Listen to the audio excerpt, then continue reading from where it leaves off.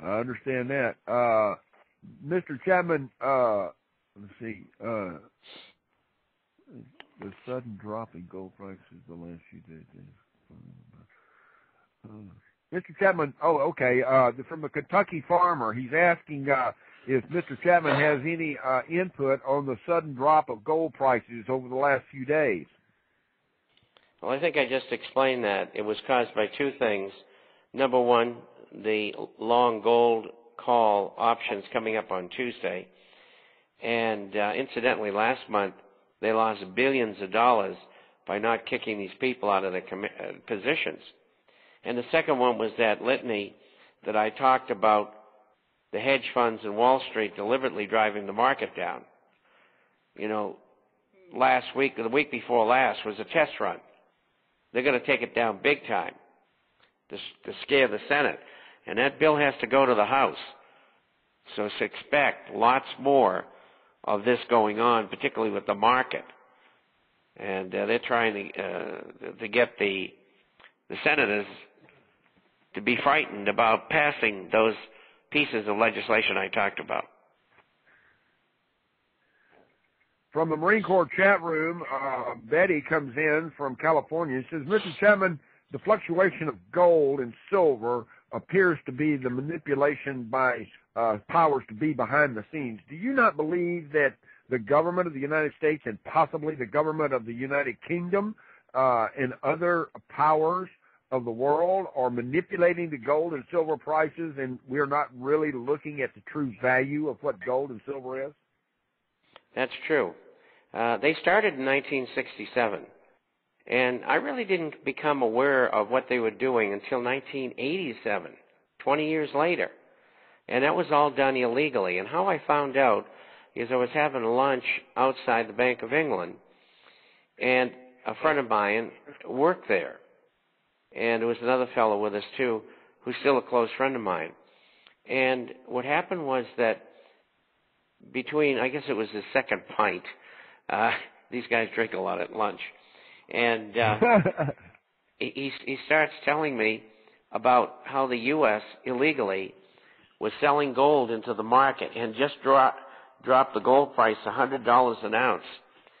And they did it by using IMF gold, and the Bank of England did the selling for them so that they wouldn't be discovered until the following March, when the Federal Reserve had to come out with their figures, and the Treasury had to report their figures, which became public.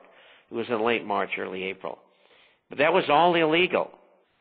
And then in '88, in August, they had the executive order from Ronald Reagan, the Working Group on Financial Markets, and they've been able to legally do it since then. So yes, it's not only the gold and silver market, they're rigging every market. These people are stealing billions and billions of dollars every day. Ladies and gentlemen, you're hearing it from the man himself. He understands the truth. He knows what the truth is. We're going to take only a 90-second break. There we are, ladies and gentlemen. We're back. This is a Marine's Disposition. We're being attacked out here. Larissa's, she's fit to be tied. Bobby is, she's pulling her hair out. And Doug he's got the generators running over there in Ireland. They turned his power off. He wanted to know what the heck's going on. His bills were paid. Ladies and gentlemen, this is Thursday. It's the 20th day of May, 2010 here in the United States. It's the 21st day of May down under. We are talking with Mr. Bob Chapman, and obviously the powers to be don't want his word out there.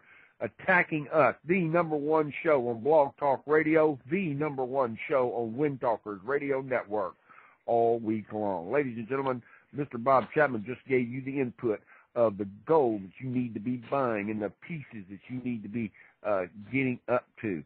Ladies and gentlemen, I got news for you. This is the place you want to get the truth, where you need to take notes. Mr. Chapman, during the break, we got a jump-in question. It came in about the German short-selling over there, and one gentleman from Munich, Germany, comes in He's a United States Marine. Presently, I can't give you his rank, but he is not a private or a PFC or a Lance Corporal. But he is an NCO. He is advising that he does have some money to invest, and his biggest concern is, Mr. Chapman, the EU is possibly going to be propped up by Germany. Germany should literally just walk away from all these companies. But my question is, who's going to pop up Germany if Germany falls? Well, first of all, I don't think that's going to happen. The a ban on naked short selling was a very good one because it's what's used by professionals to drive things down, and all they do is use a synthetic contract. And the reason I did it is to keep the speculators, which include banks, brokerage houses, and others, hedge funds, from profiting from a drop not only in the euro, but in other currencies and in the bonds of other currencies. And so they're trying to fend off disaster, and the government's right in doing so. I think Greece will default. When I was on radio, television, and in the biggest newspaper over there, I told them I think they should default. There's no way they're ever going to be able to pay that debt back, and they'll be on the hook and have a depression for 20 or 30 years.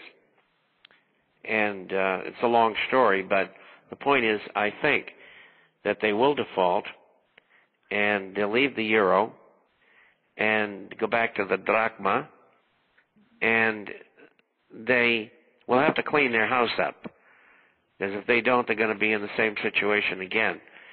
And they owe people about, well, I'll say $480 billion. And that's what Germany is trying to keep the speculators from profiting on that.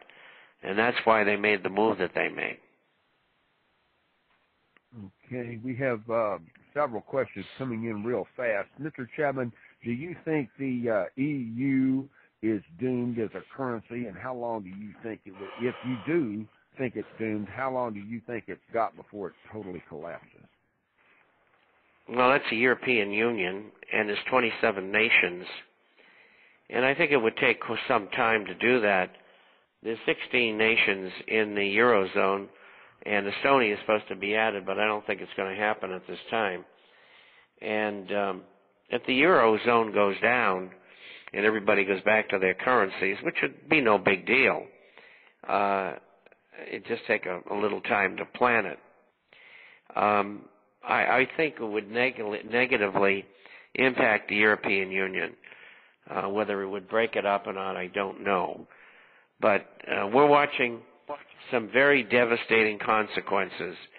And the bottom line is this didn't have to happen. It was planned that way. Ladies and gentlemen, you heard my show last week on the Zionist and fascist, Stalinist, Maoist, Marxist on my two shows the last 2 weekends, so Sunday afternoons for 2 solid hours. Check them out on the archives, Drew's Rant.